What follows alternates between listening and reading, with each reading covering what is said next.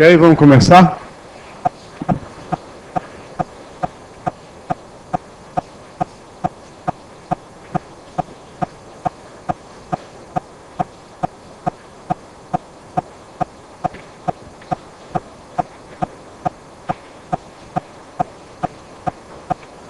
Bom, agora, nessa segunda parte, nós vamos responder as perguntas que foram gravadas, mas antes eu queria dar a palavra para o Paulo César e para o Wagner, que eles têm algumas observações a fazer, alguns anúncios e alguns pedidos e sugestões, ok? Eu queria aproveitar essa oportunidade para convidar todos os professores que estão participando aí do nosso programa a se envolverem nas Olimpíadas de Matemática. Já desde 1979 tem sido organizada com apoio da SPM, principalmente, a Olimpíada Brasileira de Matemática. E todo ano, nessa época, no início aí, em fevereiro, março, há um esforço de afiliação de novas escolas, novos participantes. E para aqueles que não conhecem a Olimpíada Brasileira de Matemática, eu recomendo que vocês façam uma visita ao site.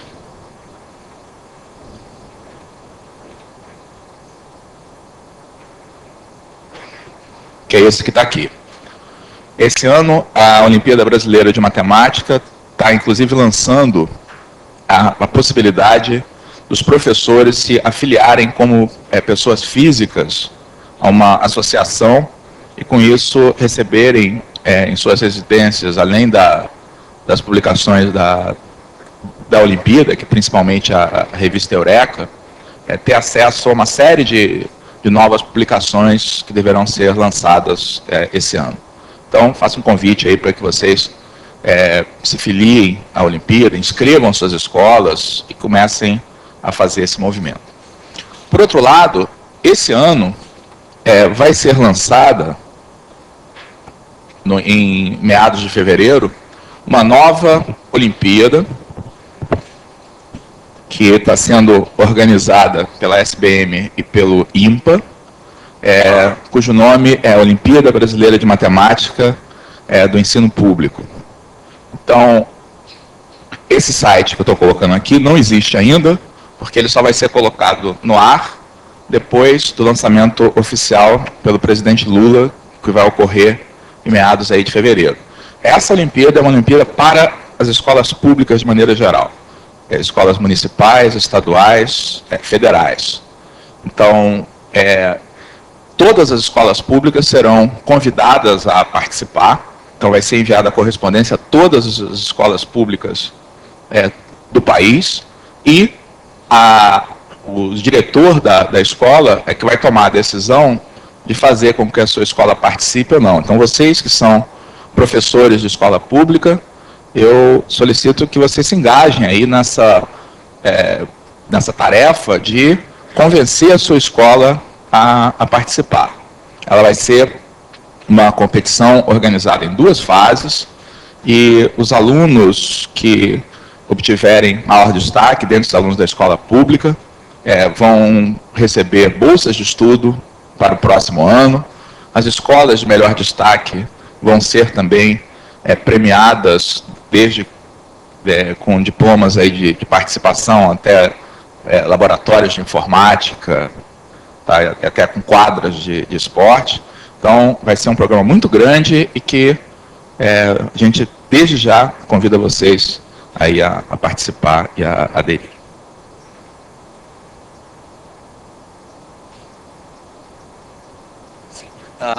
Também queria convidar todos vocês a serem assinantes da revista do professor de matemática. Sei que muitos são, mas eu gostaria que todos fossem.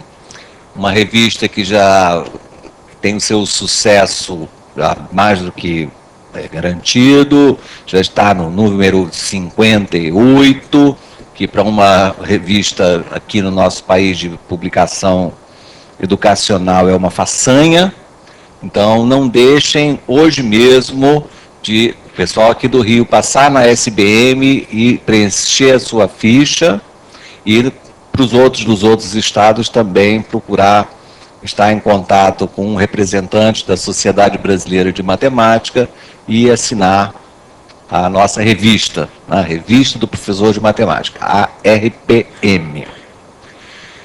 Há uma grande quantidade de artigos excelentes. Acaba de ser publicado um índice em que você pode consultar por autor, por assunto, pelo título. Então, digamos que você queira dar uma aula sobre equação do segundo grau, então vá lá no índice, procure equação de segundo grau, a quantidade de artigos sobre tudo, a história, as aplicações, as demonstrações, os comentários diversos, né? Então, é realmente um instrumento de grande ajuda para aquele que realmente milita na sala de aula. Aliás, sobre a RPM, eu queria responder aqui uma pergunta, já perdi aqui o autor, mas ele fala sobre a existência, a condição de existência de um poliedro convexo. Então, não sei o que. Assim, é de Sergipe, professores de Sergipe. Então, isso sim, por favor, consulte o número 47 da Revista do Professor de Matemática. Lá há um artigo onde nós mostramos as condições necessárias e suficientes para a existência de um poliedro convexo a partir dos três números, né, de A, V e F. E mostramos como construir esse poliedro a partir de três poliedros chamados primitivos. São poliedros bem simples que, através de transformações feitas sucessivas vezes, podem construir qualquer poliedro desde que A, V e F satisfaçam certas condições.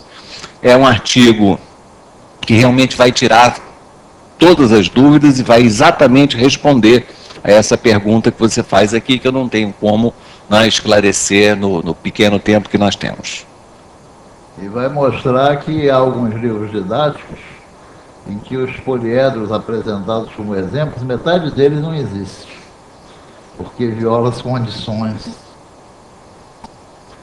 provadas nesse artigo. Há livros didáticos que usam como exemplo, eles acham que escolhendo qualquer valores para V, F, A, então que V mais F seja A mais 2, o poliedro vai existir. Então tem livro aí que não consegue nem atingir 50% de existência nos poliedros que cita. Quando você disse V mais F igual a mais 2, você quis dizer V menos A mais F igual a 2, não é isso?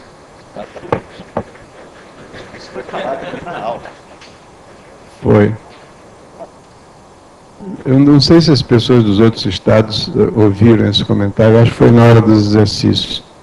Por que eu dou uma de chato e em vez de dizer V mais F igual a mais 2, eu tenho que dizer que é V menos A mais F igual a 2? É porque o número V menos A mais F chama-se a característica de Euler do poliedro.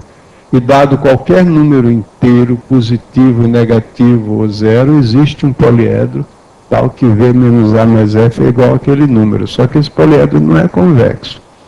Tá? Então é importante destacar o V menos A mais F. É claro que você pode passar o A para o segundo membro. É a mesma coisa que a equação da reta. AX mais BY mais C igual a zero. É a mesma coisa que a equação AX mais BY igual a C. Claro que o C de um é o menos C do outro, mas esse não é o ponto. O ponto é que quando você escreve a equação da reta sob a forma AX mais BY igual a C, você está destacando o nível. Os pontos da reta são todos os pontos do nível C da função AX mais BY. É importante enxergar a reta como uma linha de nível, do mesmo modo que existem outras curvas que são linhas de nível. Ok. Vamos lá?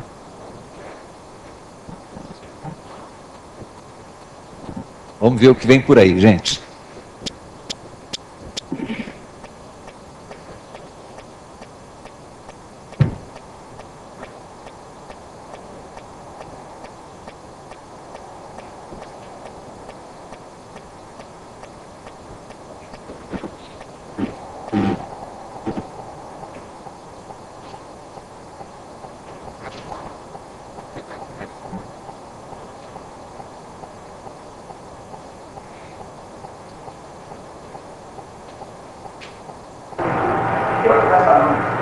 Professor Morgado, eu sou professor médico aqui em Teresina e gostaria de fazer a seguinte pergunta. Acerca de progressões. Eu queria que o senhor fizesse um breve comentário sobre as progressões aritméticas de ordem superior, ou seja, progressões aritméticas de ordem 2 e ordem 3, e principalmente como se obtém o termo geral dessas progressões. Obrigado.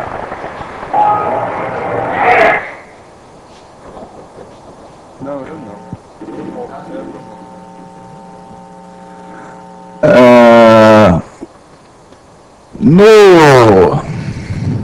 No livro Progressões em Matemática Financeira, da coleção de professores de matemática, essas coisas estão provadas, estão demonstradas, mas o espírito da coisa é o seguinte: você define uma progressão aritmética de segunda ordem como sendo uma sequência na qual as diferenças dos termos consecutivos constituem uma progressão aritmética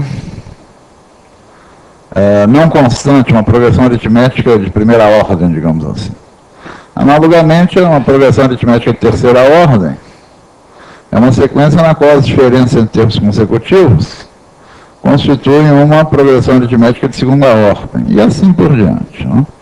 Provas, isso está provado no Progressões de Matemática Financeira, que numa progressão aritmética de ordem P, o termo geral, o AN, é dado por um polinômio de grau P em N. De modo que numa progressão, por exemplo, de segunda ordem como essa,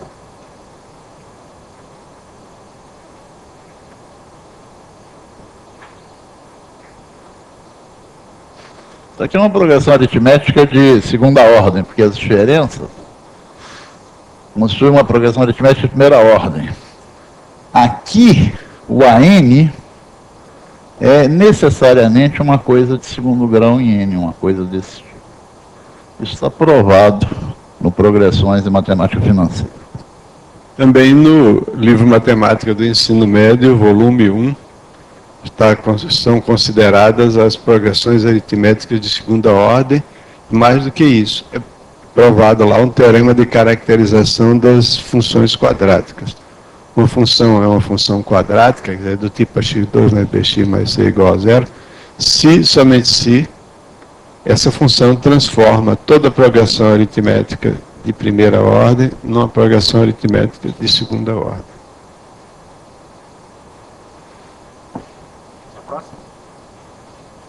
Bom dia, meu nome é Cátia Azevedo, sou do Rio Grande do Sul e professora estadual há 7 anos. A minha pergunta é direcionada ao professor Morgado e a situação é a seguinte: eu fui comprar uma passagem numa companhia aérea, uma passagem de avião, e queria efetuar o pagamento à vista. A companhia me oferecia o pagamento em 10 vezes pelo mesmo valor à vista.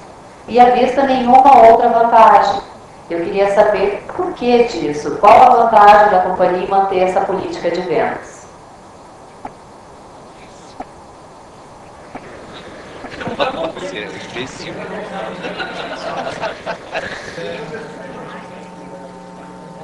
Eu acho que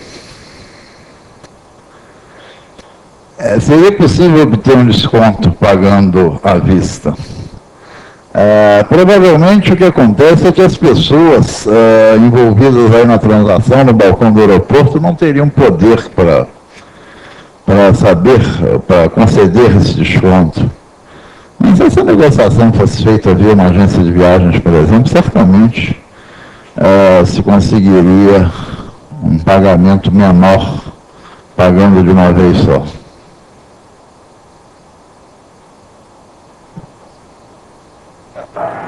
Professor Vargas, eu quero ciência de matemática da Universidade Federal de Piauí. Uma pergunta que está fazendo, a gente viu durante o curso, e a característica do código de correto complexo é 2. Em alguns livros do ensino médio, mostram que as expressões corretas abertas têm característica igual a 1. O que você sugere para que a gente tenha como a gente tem uma direção espaços da ensino médio?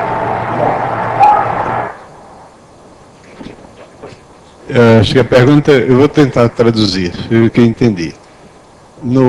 para um poliedro convexo, V menos A mais F é igual a 2. Então ele disse que em alguns livros diz que um poliedro aberto, o V menos A mais F é igual a 1. Não, eu acho que o que existe esse teorema V menos A mais F igual a 1, se refere a um poliedro plano. Poliedro plano significa você pega um polígono e você decompõe esse polígono em vários subpolígonos que são adjacentes uns aos outros, de modo que a interseção de dois dessas chamadas faces, entre aspas, seja um lado comum. Então, V menos A mais F é igual a 1, porque isso corresponde a você pegar um polígono fechado e tirar uma face. Ou melhor, tirar uma face? Não, tirar uma face. Mas o comentário, normalmente isso está nos livros, porque essa é a base de uma das demonstrações clássicas, aí não muito precisas, inclusive, da relação de Euler. Né? Quando eu estava na escola, meu livro didático ensinava a demonstração de Euler assim: primeiro demonstrava para superfícies abertas, e aí depois colocava a face que faltava. Na demonstração por indução, mas... meio fajuta. Talvez ela tenha alguma ligação com o seguinte fato. Tem uma região aqui e eu vou dividir essa minha fazenda aqui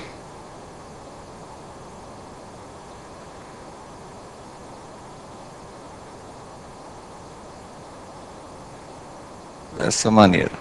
Pronto. Fiz aqui um desenho qualquer. Faltou fazer uma bolinha ali. Uma bolinha aqui, né? Então, nesse desenho, cada região eu vou chamar de face, tá? Cada ponto de interseção eu vou chamar vértice, cada linha dessa eu vou chamar aresta. Então, vou contar quantas faces há. 1, 2, 3, 4, 5, 6 regiões. Vamos contar os vértices. 1, 2, 3, 4, 5, 6, 7, 8, 9, 10. Vértices, 10.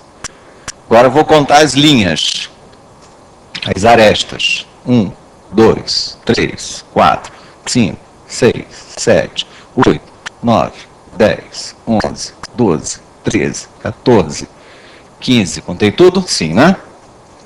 15. Calcule com esses números. V menos A mais F. Veja quanto dá.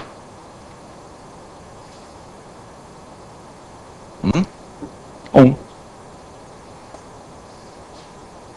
Aliás, vou fazer um pouco de propaganda própria. No livro Meu Professor de Matemática, vocês vão encontrar 4 demonstrações do Teorema de Euler para poliedros, sendo que uma das 4 é essa aí, que é uma propriedade que é utilizada quando se estudam grafos. Um grafo é uma rede como essa aí, formado por arestas de dimensão 1 no plano, né? E faces também. Então, V menos A mais F é igual a 1. Isso é porque, aí, se você pode imaginar que o lado de fora disso aí, desse desenho feito pelo Wagner, a parte de fora pode ser imaginada como uma face que se estende até o infinito.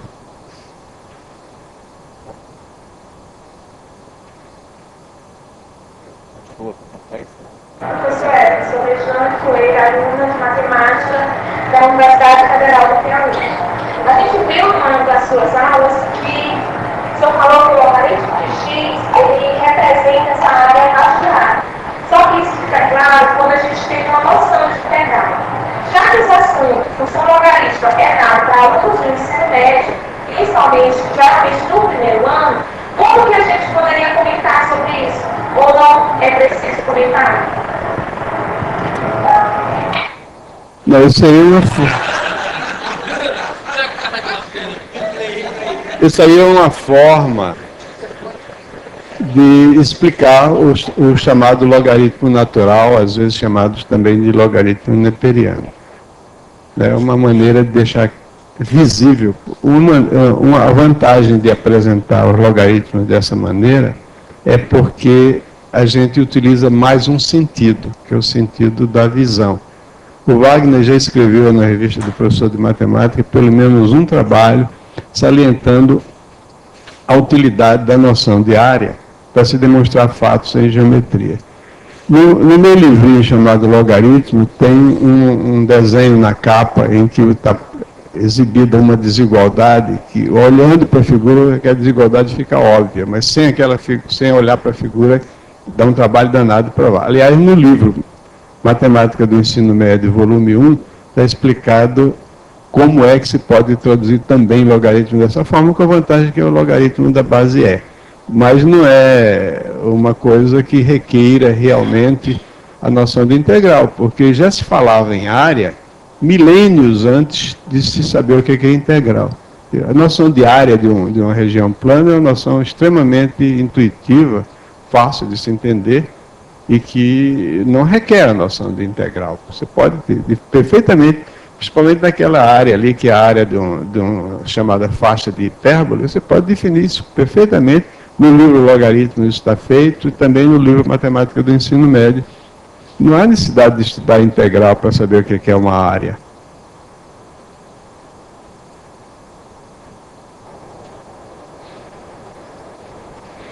Meu nome é Márcia, sou professora estadual na Universidade Luterana do Brasil.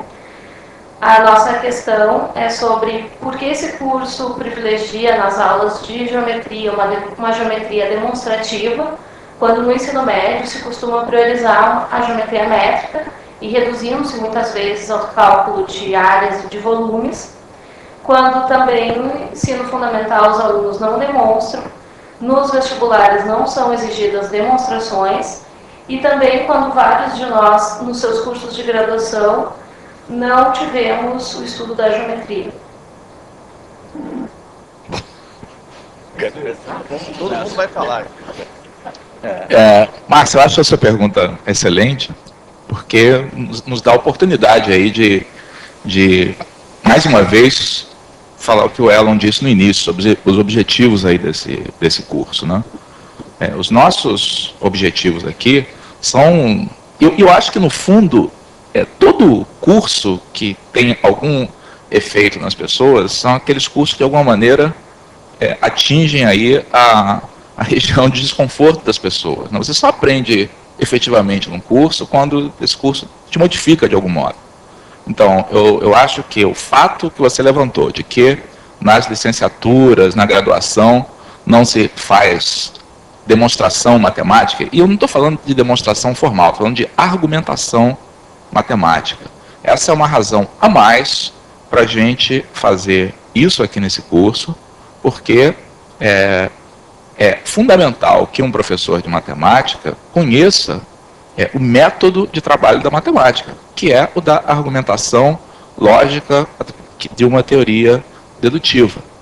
Então, a gente faz demonstrações porque esse é o método da matemática, e é claro que isso, devidamente adaptado, deveria estar com os nossos alunos, sim, no ensino fundamental também. Os alunos do ensino fundamental deveriam saber argumentar com matemática, deveriam saber tomar uma ideia e mostrar por que essa ideia conduz a outra ideia. Quer dizer que os alunos devam ser preparados, por exemplo, para repetir as demonstrações dos teoremas. Não é isso. Mas saber argumentar com palavras escritas, saber argumentar com palavras orais, é uma coisa que cada vez menos a gente tem aqui na nossa formação, e eu acho que é nosso papel, como professor de matemática, resgatar. Ensinar matemática não é ensinar a aplicar fórmula. Isso não vai produzir uma pessoa, um cidadão que vai ser capaz de, na sua carreira, qualquer que seja ela, usar a matemática de modo inteligente. Então, eu acho muito interessante que de alguma maneira, vocês tenham sentido dificuldade com essas argumentações, com essa necessidade de fazer essas argumentações, porque eu espero que isso possa, de fato, despertar aí os professores sobre a necessidade de se fortalecer nisso. Eu gostaria de fazer uma observação seguinte. Eu gostei muito da pergunta feita pela professora da ULBRA, que tem um excelente time de voleibol, mas talvez o ensino da matemática lá não esteja à altura do voleibol. O que acontece é o seguinte, essa pergunta mostra como é o efeito, a penetração e a duração e a influência enorme da atitude perniciosa dos nossos livros didáticos, de olharem para a geometria somente do ponto de vista de fazer conta. E isso, por sua vez, é consequência do fato de que a maioria dos nossos autores de livros didáticos não sabem geometria, pura e simplesmente. Então, eles fazem aquilo que dá menos trabalho de fazer e que está mais de acordo com a incompetência deles. Isso representa um brutal retrocesso no ensino. Quando eu tinha 13 anos de idade, e já faz um tempão que isso aconteceu, eu estava na 3ª série do chamado curso ginasial, que corresponderia hoje à 7ª série. O meu professor de matemática deu, no primeiro semestre, equações e problemas do 1º grau. O segundo semestre começava geometria. Então, no segundo semestre, ele chegou na sala, a primeira coisa que ele disse foi o seguinte: até hoje, eu utilizei com vocês o chamado método de ou crê ou morre. Eu falava e vocês tinham que acreditar. Da agora em diante, o que eu disser, eu tenho a responsabilidade de demonstrar. Então, agora, vocês vão ter que exigir de mim que eu os convença de que as coisas que eu estou dizendo são verdadeiras. E a minha turma não era formada por gênios, não. Nem a minha turma, nem as turmas dos demais colégios de Maceió e do resto do Brasil. As pessoas tinham que aprender. Eu me lembro que o primeiro teorema que ele demonstrou foi os 2 ângulos opostos pelo vértice são iguais. A gente olha, vê que eles são iguais, mas como é que eu vou provar isso? Ele mostrou simplesmente são iguais porque tem o mesmo suplemento. Olha, para aqui, esse aqui é o suplemento desse, é o mesmo suplemento, então são iguais. Agora, o que aconteceu é que de lá para cá, né, à medida que os anos foram passando, e o número de escolas foi aumentando, e a necessidade de aumentar o número de professores que não tinham uma formação adequada, né, a coisa foi degringolando. E hoje em dia, demonstrar, provar alguma coisa é um tabu. As pessoas morrem de medo. Mesmo alunos de faculdade. Se diz prove uma coisa, ele acha aquilo um absurdo provar. Né? Isso representa um retrocesso gigantesco. E o que a professora falou, ela falou como se fosse um fato consumado, que nas escolas os livros não dão demonstração, as faculdades não dão demonstração, e a gente termina o curso, não sabe demonstração de nada, é como se isso fosse... a culpa é nossa por estarmos demonstrando algumas coisas. Né? Demonstração é uma coisa que existe em matemática desde Tales. Naturalmente a gente fala desde Tales, porque Tales é considerado como a pessoa que introduziu o método dedutivo em matemática. Mas é claro que ele estava montado em cima de uma experiência secular anterior a ele. E eu faço minhas integralmente as palavras do Paulo César, e que ele foi muito feliz quando ele disse que o nosso êxito deve ser medido até certo ponto pela sensação de desconforto que a gente provoca em algumas pessoas.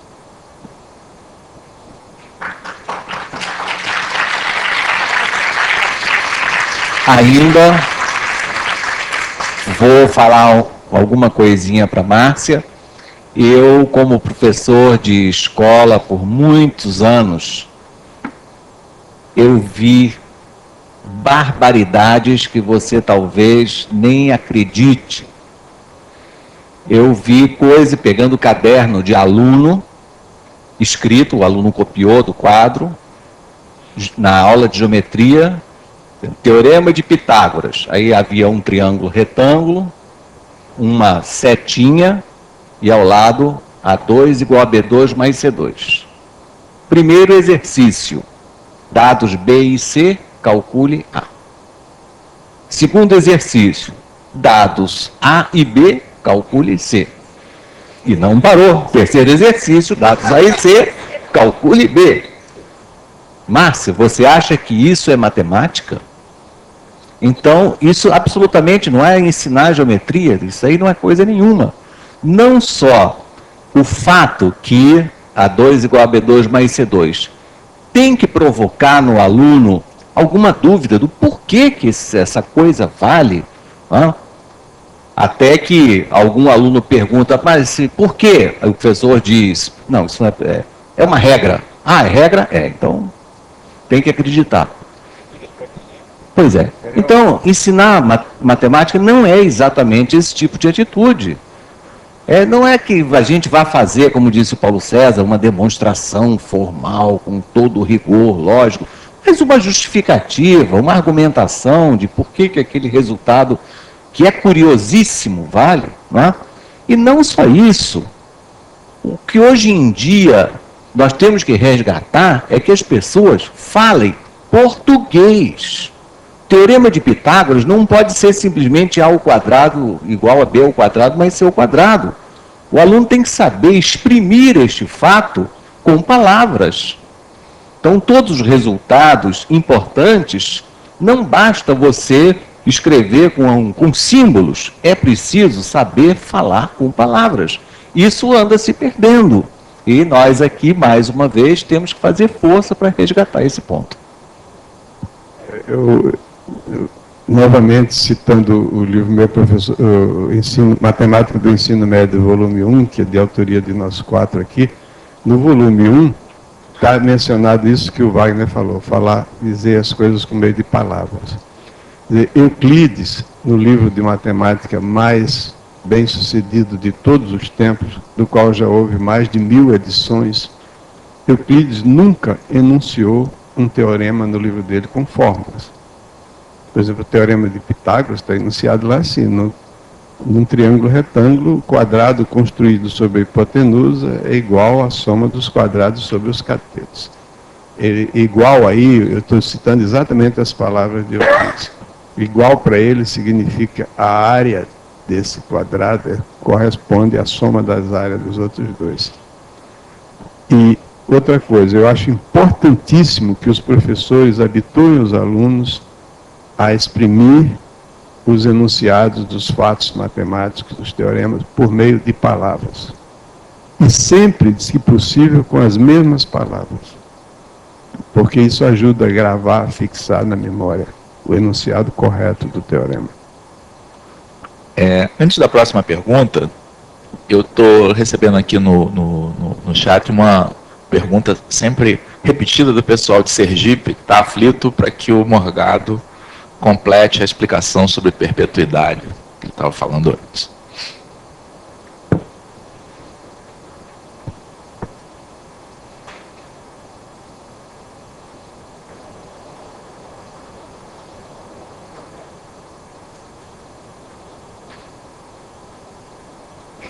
Aliás, acompanhando o pedido para falar sobre perpetuidade, há um pedido sobre o problema 26 de matemática financeira, que é essencialmente o problema da Previdência.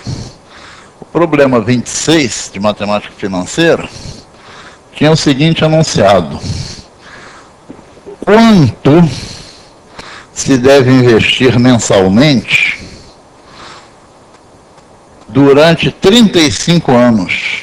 35 anos são 420 meses. Então, quanto se deve investir mensalmente durante 420 meses?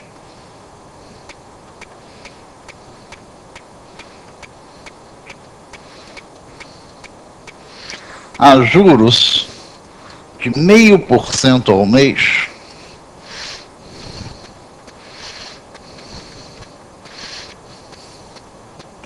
essa situação aí vocês já perceberam que é exatamente a situação do sistema de previdência brasileiro, pelo menos pelas regras que vigoraram até pouco tempo atrás, certo? O trabalhador trabalhava durante 35 anos e descontava uma parcela do seu salário para gerar um fundo, né, que bancasse a sua aposentadoria. Eu estou perguntando exatamente quanto é que a pessoa deve investir, ou deve ser descontada, deve colocar nesse fundo que vai bancar sua aposentadoria, supondo que esse fundo renda 0,5% ao mês, para que depois desses 35 anos de investimento, ela possa gozar de uma aposentadoria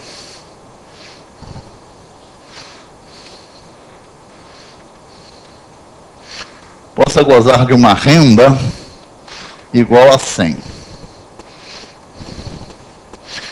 Esse problema daqui, na versão que ele está enunciado no livro com problema 26, está supondo que as pessoas são imortais.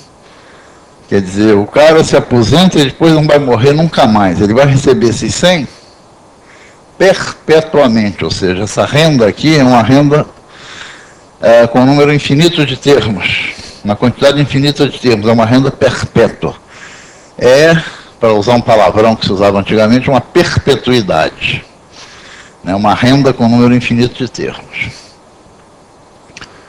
Ora, como resolver esse problema? Simples. O que o cara vai conseguir retirar é exatamente fruto do que ele acumulou, certo? Não há dinheiro de fora aí, esse sistema é fechado, né? O que o cara vai retirar é o que ele investiu. Ou seja, o valor investido é igual ao valor da renda. Se essas coisas são iguais, se eu deslocá-las para a mesma data, elas serão traduzidas pela mesma quantia. Então, eu vou trabalhar aqui com a data, por exemplo, 420. Qual é o valor dessa renda aqui na época 420? Esse primeiro X aqui, eu tenho que avançar quantos tempos para ele chegar à época 420? 419. Então eu multiplico por 1 mais I elevado a 419. Esse segundo termo aqui, ele tem que avançar 418 meses. Então eu multiplico por 1 mais I elevado a 418. Esse último termo já está na data 420. Então, o valor dos depósitos, né, na data 420 é dado por essa soma aí, que estão percebendo, é a soma dos termos de uma progressão geométrica, certo? Isso aí tem que ser igual ao valor nessa data da renda da aposentadoria. Então, esse 100 aqui tem que vir um tempo para trás. Então, divido por 1 mais I. Esse segundo 100 aqui tem que vir 2 tempos para trás, divido por 1 mais I ao quadrado. E assim por diante. Somando a primeira PG, eu vou ter X que multiplica 1005 elevado a 420 menos 1 sobre 1005 menos 1. E aqui eu vou ter, né, limite da soma dos termos da PG, vai dar A1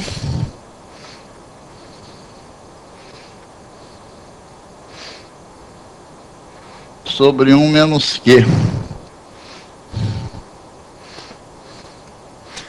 Para facilitar as contas e evitar a fração, eu olhei para aquela PG do final para o início, certo? Para pensar na razão como sendo 1005. Aqui não, aqui eu olhei na ordem que está escrito. Né? Bom, fazendo as contas aqui, né? Calcula isso aqui, multiplica para cá, divide para lá, etc. Vocês vão encontrar uma resposta absolutamente surpreendente. Absolutamente surpreendente.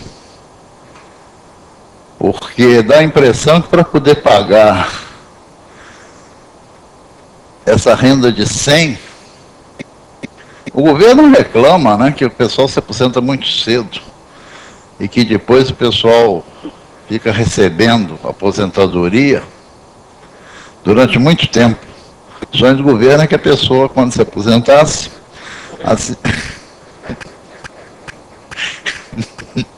quando a pessoa se aposentasse, assinasse um compromisso se comprometendo a morrer em 10 anos. Se não morresse em 10 anos de modo natural, se suicidasse. Mas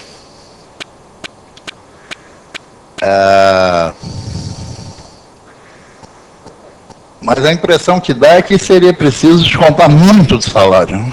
E na realidade, quando você faz a conta aqui, você vai encontrar um valor absolutamente surpreendente. É esse, né? Encontramos ontem aqui? 14,04.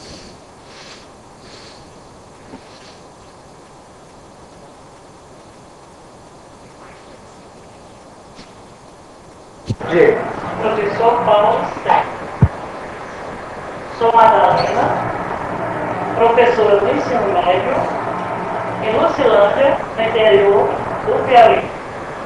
Professor, gostaria de saber por que no círculo trigonométrico é convencionado raio 1 e não um raio qualquer. Bom dia, Madalena. Na verdade, eu acho que a gente chegou a discutir isso aqui na aula, né? O fato de a gente tomar o raio igual a 1 é uma conveniência. Quando você toma o raio igual a 1, as razões trigonométricas, seno e cosseno, devidamente estendidas lá para os quadrantes, os demais quadrantes, elas podem ser representadas como a medida de um segmento. O raio seno igual a 1, fazer a razão do cateto oposto ou cateto adjacente sobre a hipotenusa é a mesma coisa que tomar simplesmente a medida desse cateto. Então a gente pode olhar para as razões trigonométricas não como razões, mas como medidas de segmentos, o que torna as coisas mais convenientes. Então essa não é absolutamente necessário o raio ser igual a 1, mas é o mais conveniente.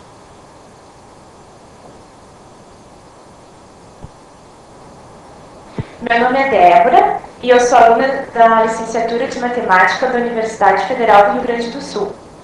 E a minha questão é quanto ao respeito do ensino de funções exponenciais e logarítmicas. Nos livros, geralmente esses assuntos se encontram separadamente. Eu gostaria de saber qual é a melhor maneira, continuar com essa separação ou então ensinar os dois de maneira conjunta. Bom, eu acho que separar até um certo ponto é válido sob o ponto de vista meramente didático. Mas quando você vai resolver problemas que se referem à função exponencial, em vários problemas a incógnita, ou se não é incógnita, pelo menos um dado essencial para você resolver o problema, é o expoente. No momento que você tem o expoente, você vai manipular com os expoentes da função exponencial, você está manipulando com os logaritmos.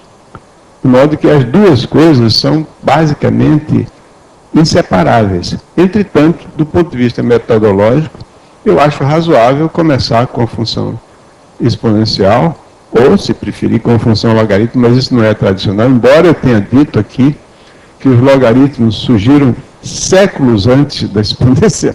Séculos antes não, é pelo menos um século antes da exponencial.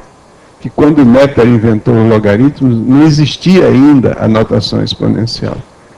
Mas essas coisas têm origem histórica, mas eu acho que é mais natural começar com a função exponencial.